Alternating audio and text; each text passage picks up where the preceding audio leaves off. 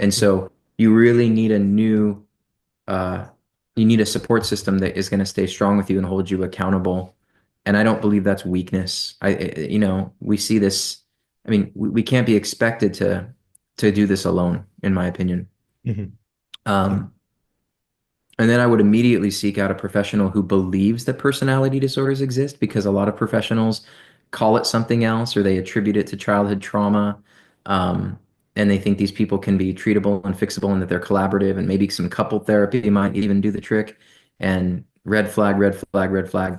Um, so I would say, find a competent therapist who is willing to believe you when you say that you were in a relationship that was pathologically abusive. And is like, there's inevitable harm in these relationships, and I don't want you to help me try to figure out how to regulate myself so I can go figure it out. I want you to help me regulate so I can, escape it, essentially. Peter, with the traumatic cognitive dissonance, you've written a whole book about it. The treatment for that is there something particular? What does that look like? So I think that treatment modalities that are pretty standard for trauma can be sort of fine-tuned in a way Mhm. to target these unique indicators of traumatic cognitive dissonance, these symptom indicators that are not necessarily something you're going to find on a list with like PTSD, like, which is I mean, it's a debilitating condition to have post-traumatic stress, but it's not necessarily um, personal. Like, for example, I tell people you can get PTSD from a natural disaster or from a car accident. There's nothing personal about that. So because these disordered personalities make it so personal, they're targeting you, they're manipulating you, they're challenging your reality, they're distorting your belief system. There are other symptoms that arise. And so we can use the standard trauma protocols to treat them, but we also have to factor in that um, these are, more personal assaults, let's say.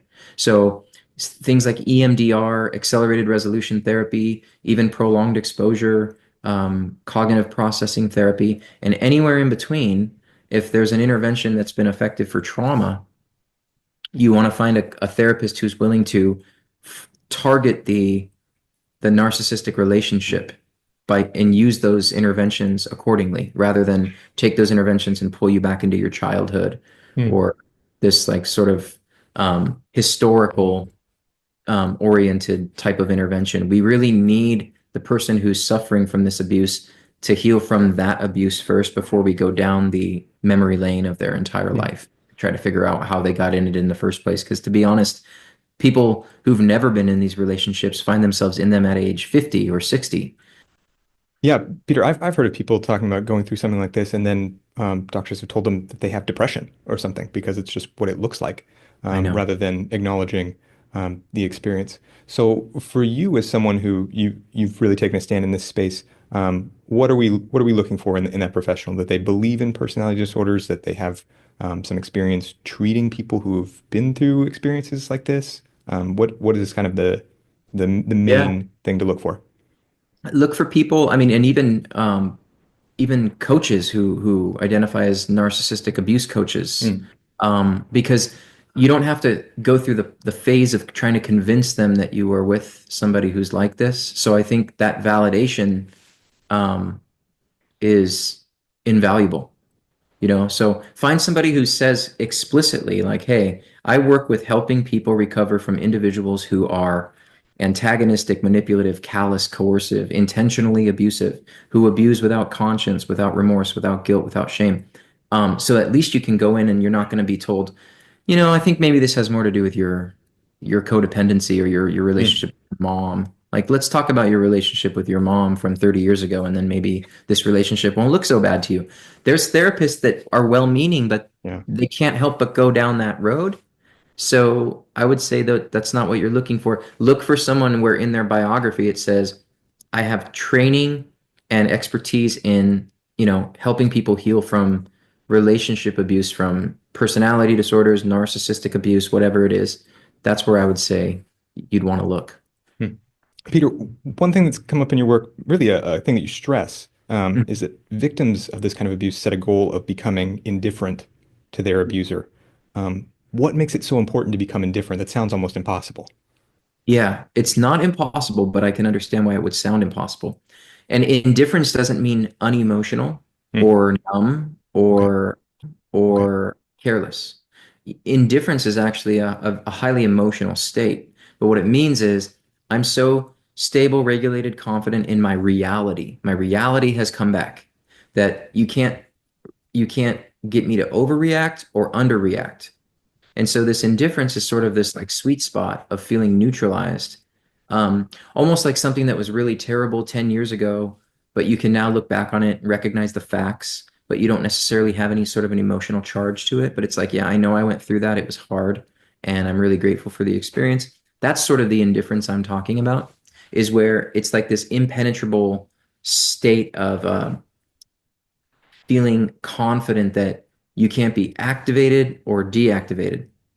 It's just this sort of baseline level that feels good to be in, just sort of like a contentment or a peaceful state, actually. It's a very emotional state. So indifference is often, you know, misunderstood as I don't care or it's apathy, and that's not the case at all.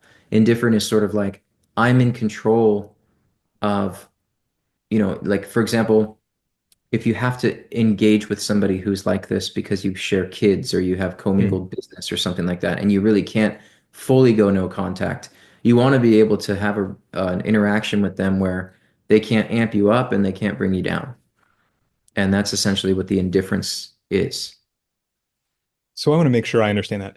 So Hmm. it's you can have emotions around the experience, Hmm. but that they remain within a certain band.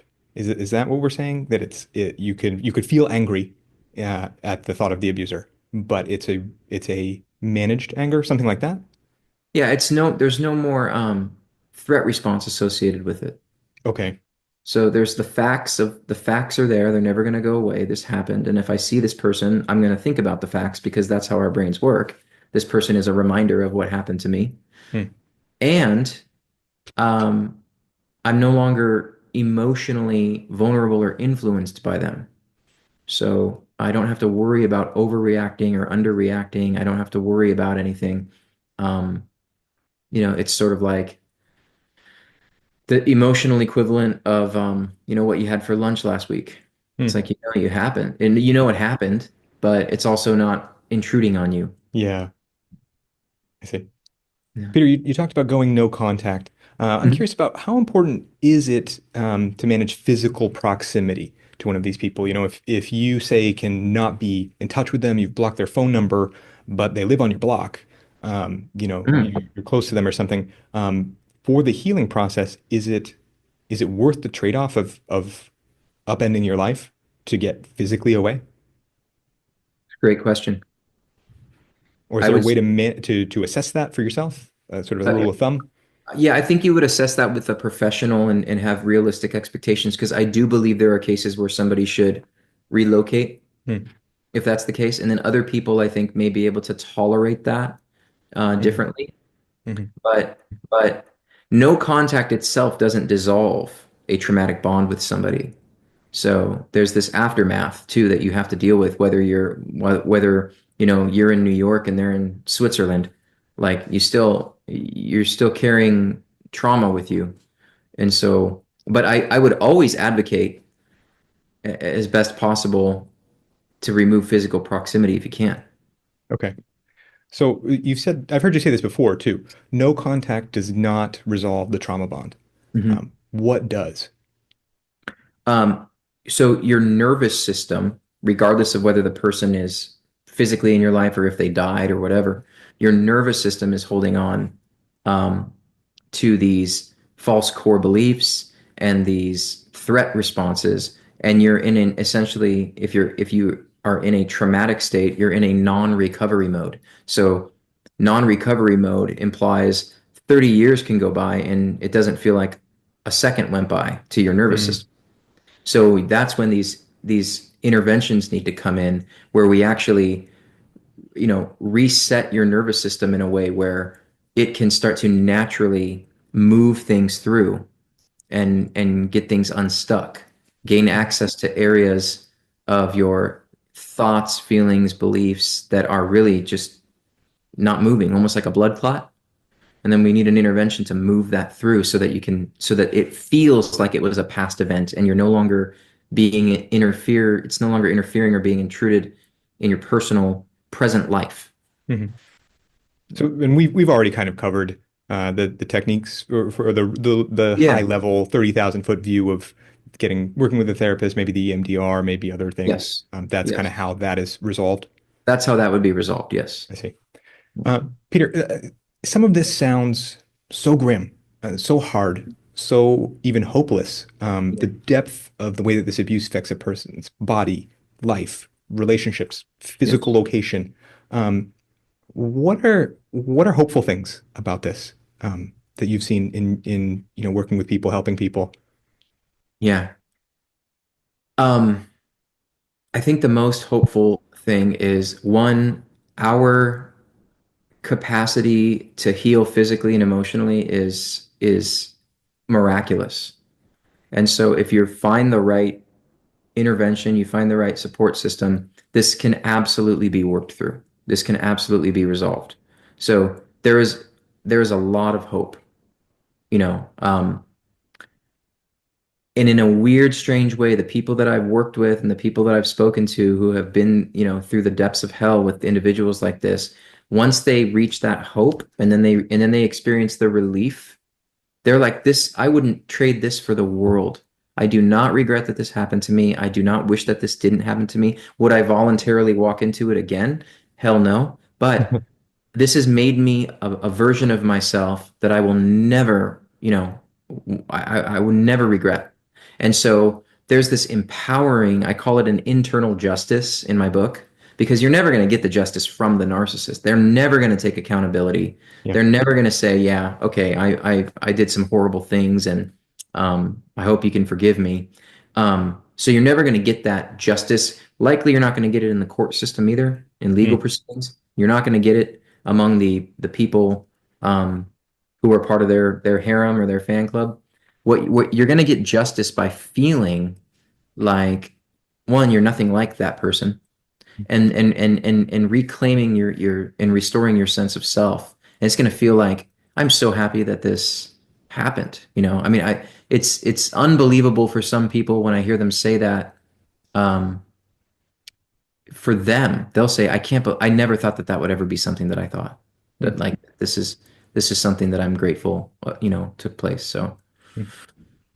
So that's a long-term target to aim for then is the indifference and this sort of turning around this internal justice, as you call it. Is, yeah. is that is Mhm. that sort of the target? I think so much of this, so much of being a human is having something forward, something in front of you. Yeah, We have our eyes on the front of our head for a reason. So is right. that the target? Yeah, I would say look forward to that time, that moment, the first moment you experience indifference, where you're like, wow, I actually have control of this. And there's more of a spatial awareness and a big picture experience. And then I'm going to use this and pay it forward and use it, to help people in some way, shape, or form. And I wouldn't wish this on anyone, Mm. but I also don't regret it now. There's just a new perspective that takes place that's liberating, freeing, relieving, and it's powerful. Peter, before I ask my last question, where Mhm. should people look for you online? So I have a website, drpetersalerno.com, and then I'm typically posting content on Instagram at drpetersalerno.com. I have a Mm. couple of books on this topic that you can find on Amazon and Barnes and Noble and Audible. And yeah, I would say that's pretty much it. Awesome. We'll put links to that in the description for everybody to check out. And Yeah. I've read a couple of your books. I recommend it. And Peter, my last question is, you talked about paying it forward. It Yeah. seems that's part of your story. I'm just curious, what's that been like for you? Oh, it's been incredible. A lot of something that a lot of people don't know about why I'm, a proponent of this research and this new perspective is because, I went through a relationship myself where I would say, in the throes of traumatic cognitive dissonance, and I had no idea what that was. And I was also a therapist who was trained traditionally to believe that, everybody's pretty much the same on the inside, everybody has good intentions, and every conflict is nothing more than a misunderstanding. And I was really ensnared by this individual who was intentionally um, exploiting me, abusing and manipulating. And I kept defaulting to these theories that I had learned, like, well, if this person is doing this to me because they're traumatized, I know exactly. I'm me of all people. I'm the best person Yeah. to figure out how to increase their empathy and their self-esteem so that they start behaving more collaborative and less abusive. And it got worse and worse and worse and worse. And so it forced me to step out of my comfort zone and look for, alternative perspectives. And I found these personality disorder experts who were saying, you know, this trauma theory about why these people do what they do, it falls short in so many ways. And here's why. And if you don't believe me, here's what you can do to prove it. And so they started talking about these, not only these therapeutic interventions, but these interpersonal techniques that you can use to determine if someone is intentionally abusing you. Mm. And I went deep into that, tried it, and it liberated me. It got me my life back. And um, so the way I pay it forward is I tell a lot of people what you've been taught about these disorders may not be 100% accurate. A lot of it is based on pseudoscience or theories that have already been disproven that no one knows that that's the case. So just keep an open mind and check this out and see if you get better. And I can't tell you how many people have come to me and said, like, this is what I have been waiting for Mm. because I just everything else hasn't worked and this makes perfect sense. And if I can see it through these lenses, I can liberate myself. So I mean, I believe that's really how I'm paying it forward is and it never gets old hearing somebody, email me or make an appointment with me and say, wow, like I always kind of had a hunch, but this really kind of got me committed to investigating this further, and I feel like there's hope for the first time in my life in 30 years, 50 years, 60 years.